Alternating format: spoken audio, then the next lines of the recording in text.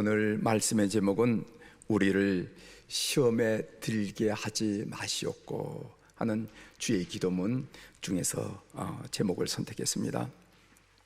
예수님, 우리 주님은요, 우리 그리스도인들이 이 땅을 살아갈 때 하나님의 자녀답게 살아가기 위해서 꼭 기도할 것 중에서 오늘 말씀드린 것이 두 번째죠. 세 번째죠. 첫 번째는 우리에게 일용할 양식을 주시옵고, 두 번째로는 우리의 죄를 사하여 주시옵고, 세 번째, 이것은 우리를 시험에 들게 하지 마시옵고. 몇 가지, 천 가지 중에서 한 가지 들어갔다면은 그런가 보다, 그럴 수가 있지만은 세 가지 중에 우리를 시험에 들게 하지 마시옵고, 이거 꼭 기도할 것을 주님께서 우리에게 가르치셨습니다. 그렇다면은 우리의 삶의 여정이 얼마나 시험이 많다는 것입니까? 우리를 시험에 들게 하지 마시옵고. 종교개혁자 마틴 루터는요, 밤에 잠자리에 들기 전에는 어떻게 기도하냐면은 우리 죄를 사하여 주시옵고 이렇게 기도했다는 겁니다. 그리고 그 다음날 아침에 일어나서 하루를 시작할 때 어떻게 기도했느냐면은 우리를 시험에 들게 하지 마시옵고 이렇게 기도하면서 하루를 시작했다는 것입니다. 성도라면 누구나 그날 하루의 일과를 마치고 잠자리에 들기 전에 하나님께 저의 용서를 구하는 기도를 드려야 되겠죠. 그리고 다음날 하루를 시작하기 전에 시험에 들게 하지 말아달라고 기도 드리지 않을 수가 없습니다. 왜냐하면 그것은 우리가 하늘나라에 사는 것이 아니라 이 세상에, 이 땅에, 여러 가지 유혹이 있는 이 땅에 우리가 발을 디디고 오늘 또 살아가기 때문에 이런 기도를 하나님께 드리지 않을 수 없는 것이죠. 여러분, 오늘 시험이란 단어가 나오는데 시험이란 것이 무엇입니까? 성경에 보면은 두 가지 의미의 시험이 나온다는 것을 알 수가 있습니다. 여러분들이 이미 잘 아시겠지만은 정리한다 하는 의미로 다시 한번 마음속에 담아두시기를 바랍니다.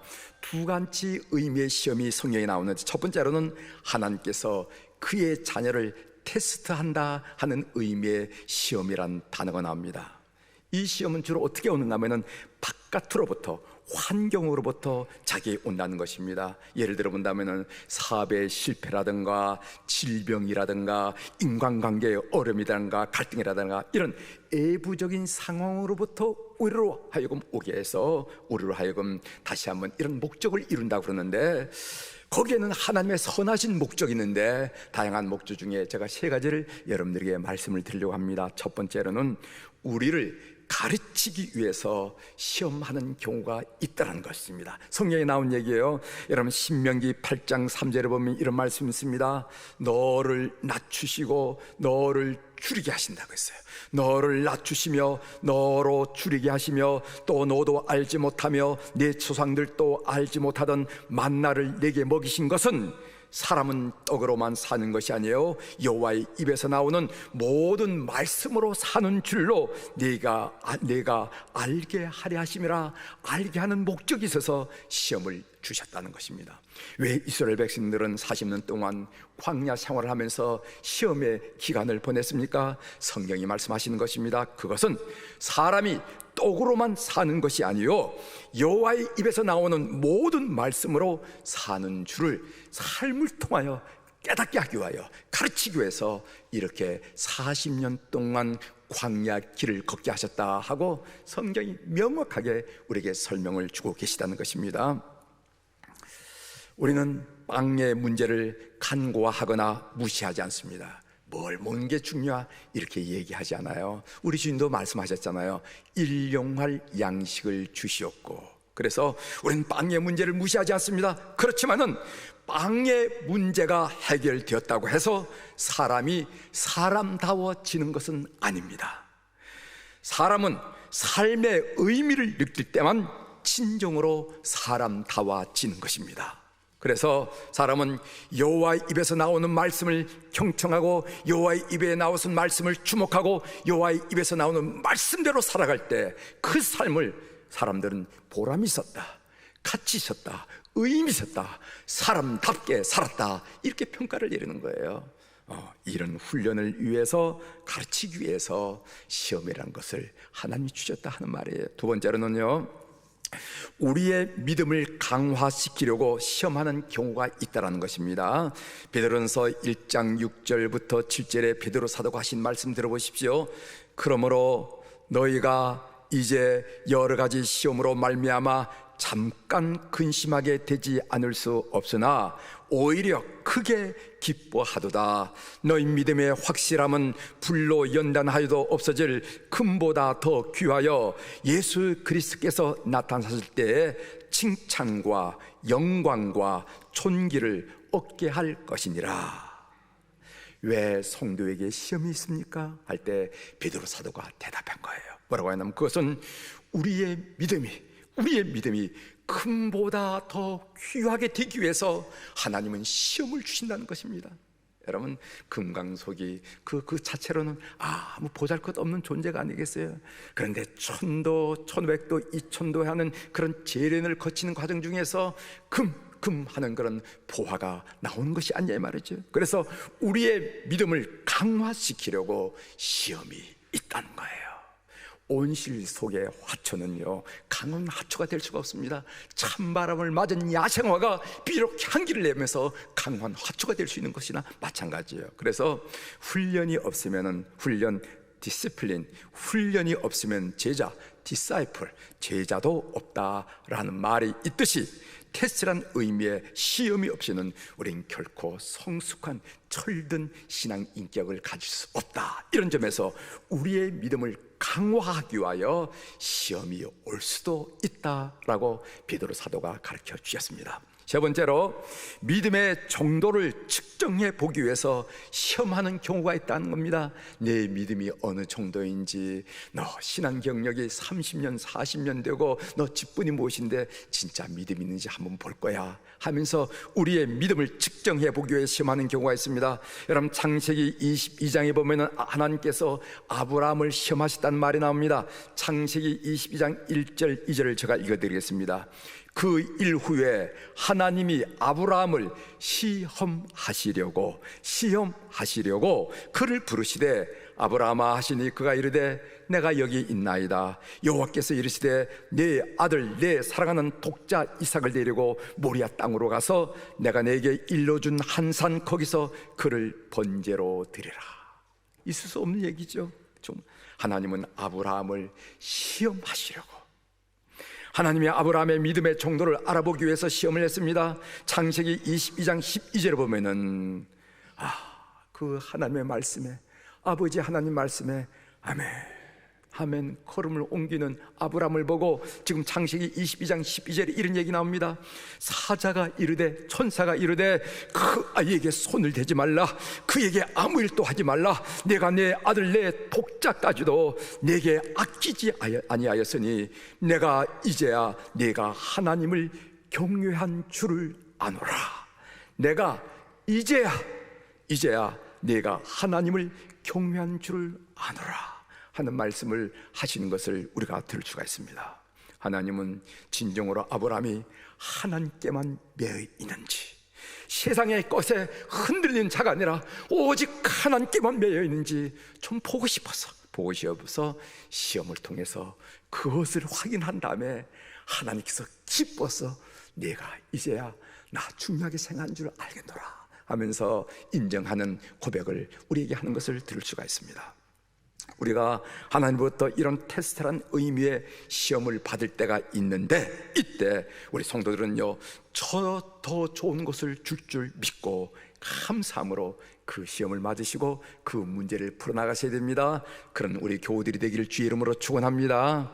이런 시험에서는 주로 바깥에서 오는 시험인데, 그런 시험을 맞을 때 하나님 더 어떤 것을 준비해 놓고 더 어떤 것을 하면서 기대하면서 그 문제를, 그 시험을 기쁜 마음으로 풀어나가는 성도들이 되길 바랍니다. 여러분, 우리가 즐겨보는 드라마를 보십시오.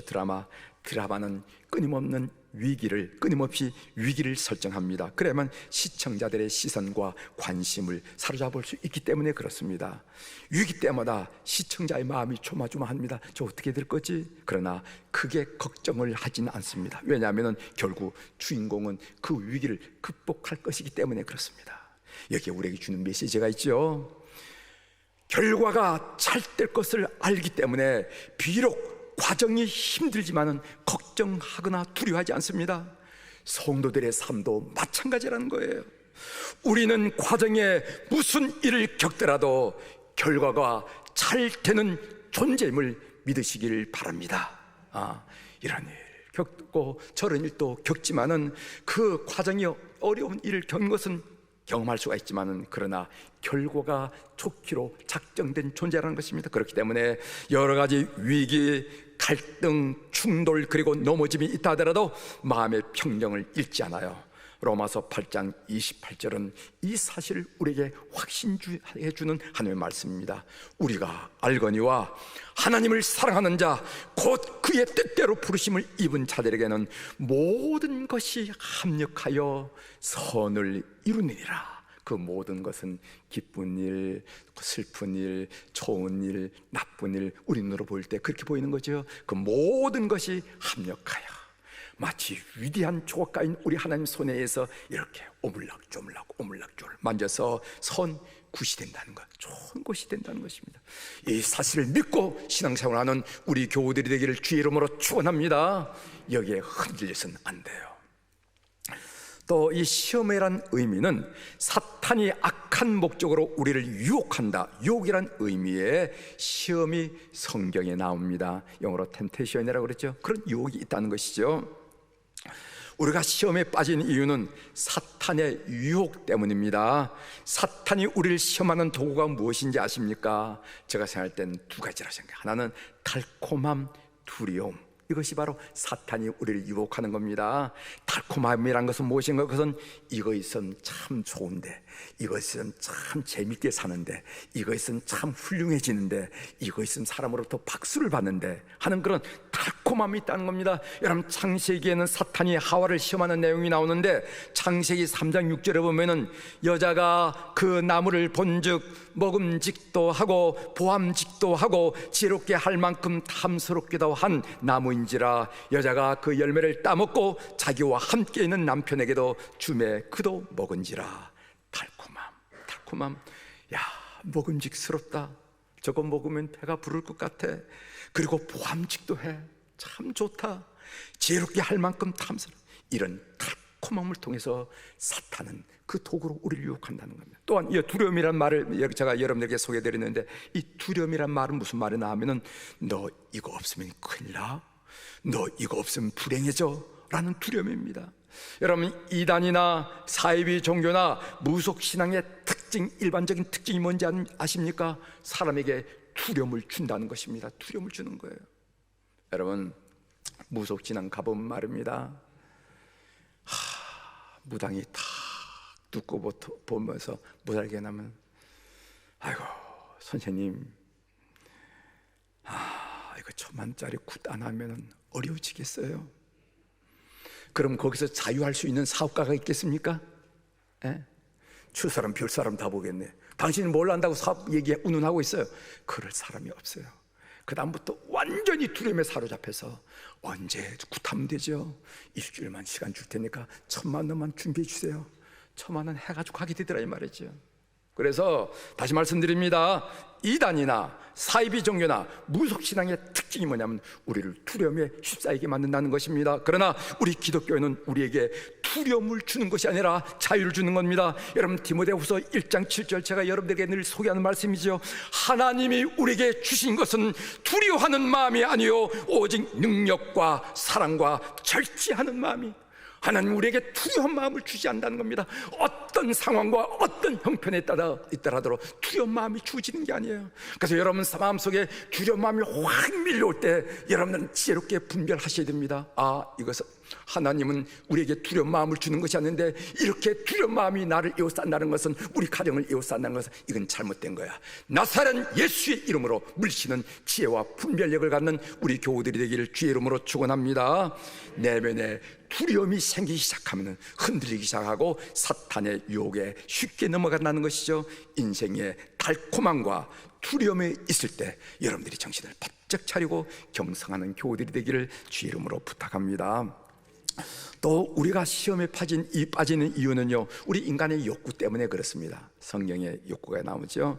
인간에게는 어떤 욕구가 있나 하면은 다른 사람과 다르게 살고 싶은, 구별되고 싶은 욕구가 있어요.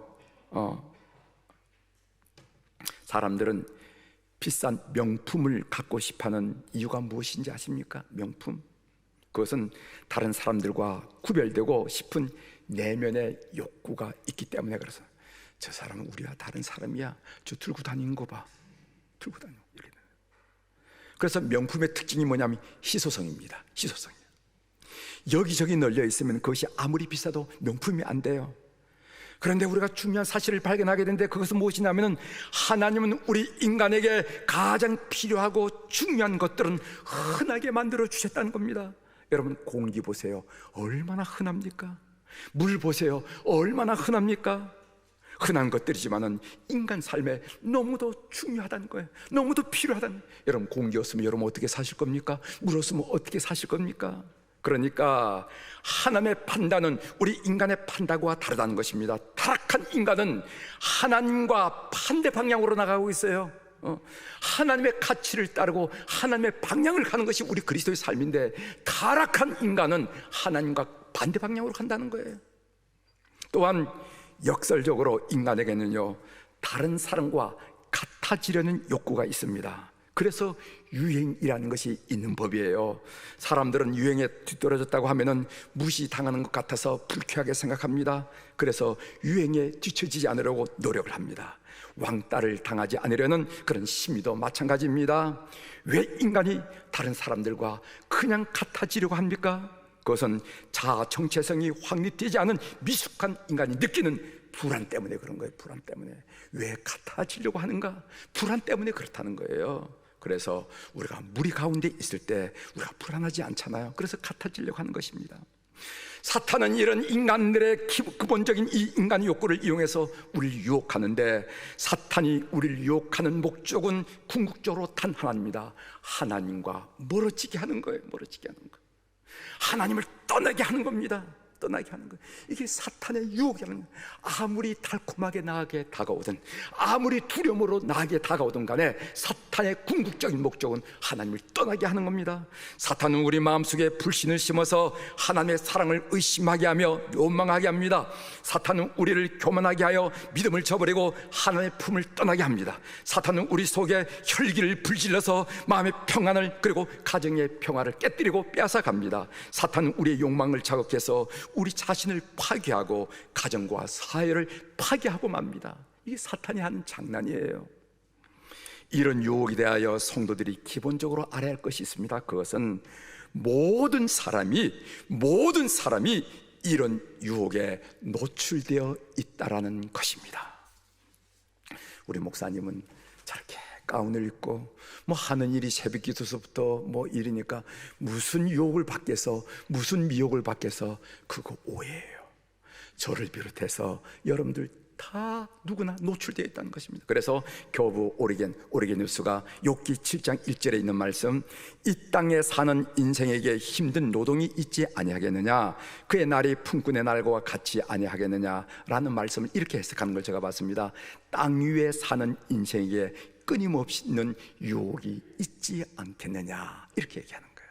점잖아 보이거나 점잖아 보이지 않거나, 많이 배웠거나 그렇지 않거나 모든 사람에게 유혹이 있다는 것입니다. 기도를 많이 하는 사람에게 더 큰 유혹이 있어요. 믿음이 깊으면 깊을수록 더 큰 유혹이 있습니다. 교회에서 중요한 직분을 가진 사람에게는 더 결정적인 유혹이 있습니다. 사탄은 기도하지 않는 사람보다 기도하는 사람을, 믿음이 없는 사람보다 믿음이 있는 사람의, 직분이 없는 사람보다 직분을 가진 사람을 더 넘어뜨리려고 합니다. 그 이유가 있어요. 그래야 하나님 나라에 결정적인 손상과 손해를 끼칠 수 있기 때문에 그런 거예요. 그 사람 뭐 예수 믿는 가치든 그러다면 아무도 영향을 못 미쳐. 그런데 정말 신실한 사람, 여러분 월남전에서 베트공들이 저격병이죠. 저격병이 있는데 이 저격병이 뭐라 그러나 스나이퍼라 그럽니까? 저격병이 가장 중요한 표적이 누구였냐면요, 소대장이었다는 겁니다. 베트공들이 이제 이렇게 침투를 하면 소대장은 바로 누구냐면 뒤에 통신병, 안테나가 있는 통신병 앞에 있는, 나는 소대장이라고 써붙인 사람이 아무도 없어요. 계급장도 안 답니다. 다 그렇지만 통신병 바로 앞에 있는 사람이 소대장일 가능성이 많기 때문에 그 앞에 있는 사람을 노린다는 겁니다. 이 소대장만 저격하면은 소대장만 따라다니던 대원들이 그 순간 우왕좌왕하게 되고 갈팡지팡하게 되더라는 거예요. 그래서 베트공 저격병이 쏘는 총알은 쏘이 하면서 날아다닌다, 그런 얘기가 있을 정도로 소위를 지목하고 있는 거예요. 은혜를 많이 끼치던 유명한 붕사가 시험에 드는 거 여러분 보셨지요? 영향력 있는 목사님이 구설수에 오르는 거 여러분 보셨지요? 다 영적인 이유가 있는 것입니다. 하나님 나라에 그만큼 심대한 상처를 입힐 수 있기 때문에 그렇습니다. 따라서 우리 교우들은 누구도 사탄의 시험에서 죄된 사람이 없다는 사실을 알고 우리가 경성을 해야 된다는 것입니다. 그래서 우리가 알 첫 번째는 것은요, 우리 모두는 사탄의 시험에 노출되었다. 아셨죠? 네, 나는 성가대한 사람인데 아이고 내가 어떻게 시험, 천만의 말씀, 그렇지 않습니다. 내가 이 교회 권사인데 내가 천만의 말씀, 누구나 노출되었다는 거예요. 또 두 번째로는요, 잘 들으십시오. 성도들에게는요, 각자의 성격과 처지에 따라서 넘어지기 쉬운 약점, 특별한 유혹이 있다는 것을 여러분들이 꼭 파악하시길 바랍니다. 어떤 사람은 돈을 잃으면 툭툭 털고 일어서는데 명예만큼은 끝까지 붙들려고 하는 사람이 있습니다. 어떤 사람은 다른 것은 다 괜찮은데 돈에 벌벌 떠는 사람이 있습니다.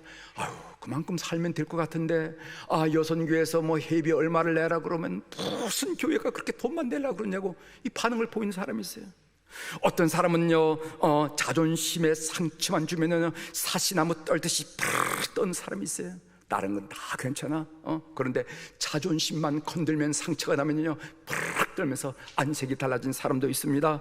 어떤 사람은 이성에 유독 약합니다. 여러분은 어떤 부분이 약점입니까? 어떤 부분이 어떤 유혹이 약합니까? 한번 생각해 보세요. 한 5분 정도 시간을 드릴까요? 여러분은 자신의 약한 부분을 누가 뭐라 하기 전에 여러분들이 가장 잘 알 것입니다. 그 약점을 가리기 위해서 바울 사도는 천신갑주를 입으라고 말한 거예요.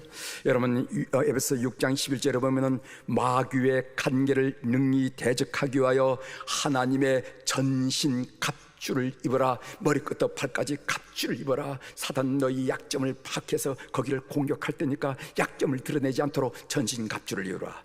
전신갑주가 무엇이냐 하면은 에베소 6장 13절부터 18절을 제가 읽어드리겠습니다. 그러므로 하나님의 전신갑주를 취하라. 이는 악한 날에 너희가 능히 대적하고 모든 일을 행한 후에 서기 위함이라. 그런즉 서서 진리로 너희 허리띠를 띠고 의의 호심경을 붙이고 평안의 복음이 준비한 것으로 신을 신고 모든 것 위에 믿음의 방패를 가지고 이로써 능히 악한 자의 모든 불화살을 소멸하고 구원의 투구와 성령의 검 곧 하나님의 말씀을 가지라. 모든 기도와 간구를 하되 항상 성령 안에서 기도하고 이를 위하여 깨어 구하기를 항상 힘쓰며 여러 성도를 위하여 구하라. 이렇게 말씀하셨어요. 머리에는 구원의 투구를 쓰라는 겁니다. 이성에 흔들리지 말고 지성에 흔들리지 말고 구원의 투구를 써라. 가슴에는 의의 흉배를 붙여라. 허리에는 진리의 띠를 따라. 그리고 발에는 복음의 신을 신으라. 그리고 방패는 적의 불화살을 막을 수 있는 믿음의 방패를 들라. 그리고 무시로 성령의 검을 가져라. 이 성령의 검은 하나님의 말씀을 의미한다 하면서 이렇게 천신갑주를 입도록 갑주를 준비하도록 우리 바울 사도께서는 우리에게 권면했습니다. 우리를 시험에 들게 하지 마시옵고 라는 우리 주님의 기도를 우리 삶에 적용하기 위해서 제가 몇 마디 좀 드리도록 하겠습니다. 첫 번째로, 사탄에게 기회를 주지 말라는 겁니다. 사탄에게. 여러분, 에베소 4장 26절 27절에 보면은 분을 내어도 죄를 짓지 말며 해가 지도록 분을 품지 말고 마귀에게 틈을 주지 말라 하는 말씀이 있어요. 여기 보면 마귀에게 틈을 주지 말라 하는 말씀 있죠. 이것은 사탄에게 기회를 주지 말라는 겁니다. 사탄에게 기회를 주고 나는 그런 유혹에서, 그런 미혹에서 난 벗어나겠다, 거짓말 하는 거예요. 그건 잘못된 겁니다. 사탄에게 틈을 주지 말아야 됩니다. 사탄에게 기회를 주지 않으려면 특별히 오관을 통해서 들어오는 자극을 여러분들이 주의하셔야 됩니다. 눈, 시각이죠. 보는 것 여러분 조심하셔야 됩니다. 보는 것 조심하셔야 됩니다. 책, 드라마, 영화, 인터넷, 유튜브, 사치를 조장하는 광고, 이 보는 것 조심하셔야 돼요. 두 번째, 귀, 청각, 듣는 것 조심하셔야 됩니다. 세 번째, 코, 후각 조심하셔야 돼요. 피부, 촉각 조심해야 돼요. 혀, 미각 조심하셔야 돼요. 조심하셔야 돼요. 이런 이 오감각을 통해서 여러분들에게 들어오는 이 사탄의 유혹을 여러분들이 간파할 줄 알으셔야 되는, 조심하셔야 되는 거예요. 어떤 유혹은요, 걸려들자마자 큰 어려움을 당한 유혹이 있는 반면에 어떤 유혹은요, 나도 모르고 남도 모르는 사이에 죽어가는 그런 유혹도 있다는 것을 여러분들이 파악하셔야 됩니다. 여러분, 시골에 보면요, 독초를 먹는 소가 있어요. 보통 소는요, 좀 우리 하나님께서 잘 만들었기 때문에 독초는 이상하게 구분하고 먹을 풀만. 그런데 어떤 소는요, 그 분간이 안 된 소가, 그럼 농부들이 꼭 챙깁니다. 독초 소가 한 입, 두 입, 아무런, 그러나 그것이 축적이 되고 쌓이면 결국 몸이 소가 퉁퉁 부어가지고 죽는 것을 본 적이 있다는 거예요.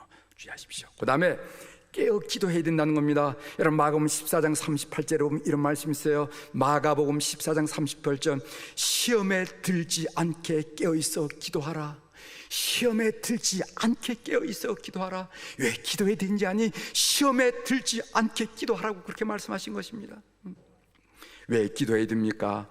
시험에 들지 않게 하기 위해서.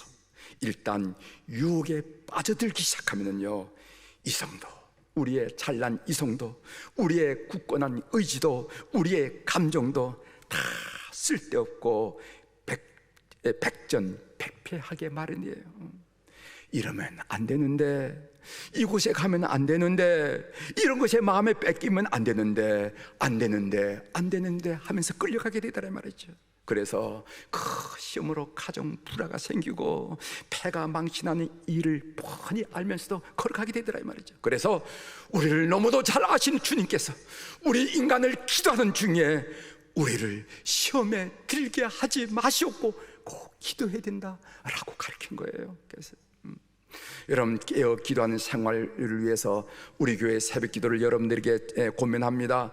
우리 수표교회 새벽기도에 은혜가 많습니다. 그래서 새벽기도 하고 나면 7시에 이렇게 방영을 하는데 많은 리스판스가 와요. 우리 교인 아닌 사람으로부터도 너무 은혜스럽네요, 새벽기도가 참 좋아요, 이런 분들이 이렇게 반응을 보인다 이 말이죠. 가능하다면 5시 반에 나오시고, 거의 불가능하다면 7시에서 여러분 하루를 새벽기도로 시작하는 우리 교우들이 되기를 주의 이름으로 권면합니다. 이제 나가는 말로 말씀을 드리겠습니다. 우리에게는 늘 시험이 있어요. 강조하고 강조하지만 늘 시험이 있습니다. 그런데 중요한 사실은 우리가 시험을 당할 때 우리를 돕는 분이 계시다는 사실입니다. 히브리서 4장 15절입니다. 우리에게 있는 대지상은 예수 그리스도를 말하죠. 우리에게 있는 대지상은 우리의 연약함을 동정하지 못하실 이가 아니요, 우리의 연약해서 잘 시험당하는 우리를 동정하지 못한다, 이해할 수 있다는 거예요. 모든 일에 우리와 똑같이 시험을 받으신 이로되 죄는 없으시니라. 저는 이 말씀에 늘 위로와 격려를 받습니다. 우리의 연약함을 동정하지 못하실 이가 아니요. 왜냐하면 왜 제가 이 말에 위로받고 격려를 받는가 하면 저는 시험에 잘 넘어지기 때문에 그렇습니다.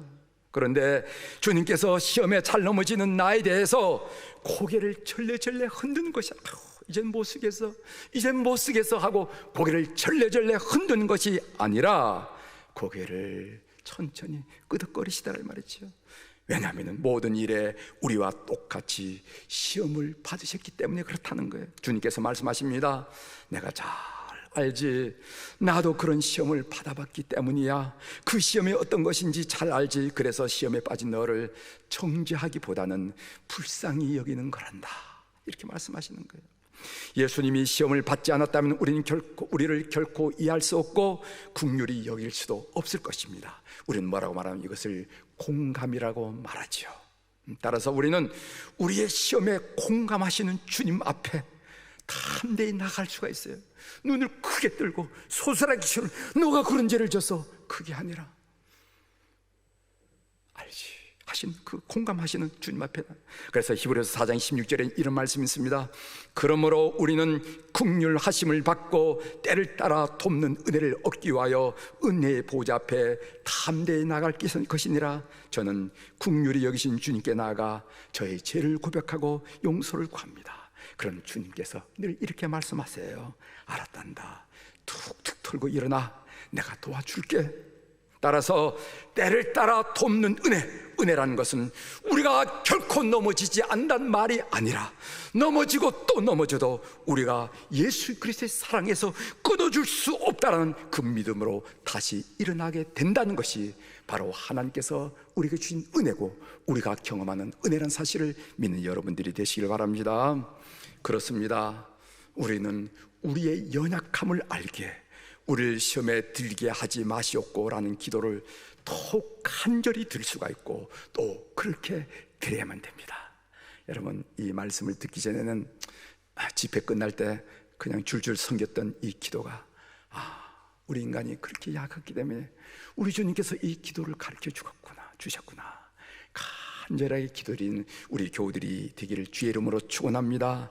그래서 시험 당하지 않고 주님 앞에 온전하고 순전하고 흠없는 제물로 시험 받는 우리 교우들이 되기를 주의 이름으로 축원합니다. 기도하시겠습니다.